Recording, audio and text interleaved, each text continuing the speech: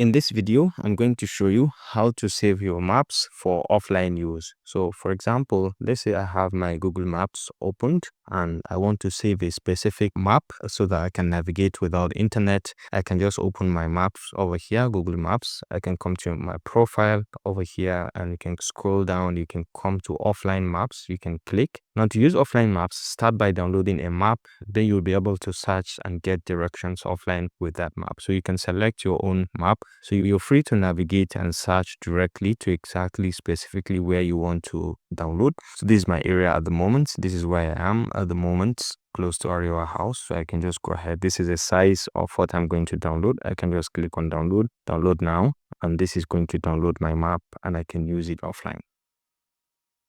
And you can see right now my map has been downloaded. I can click on it and navigate even without the internet. If you find this helpful, please leave a like.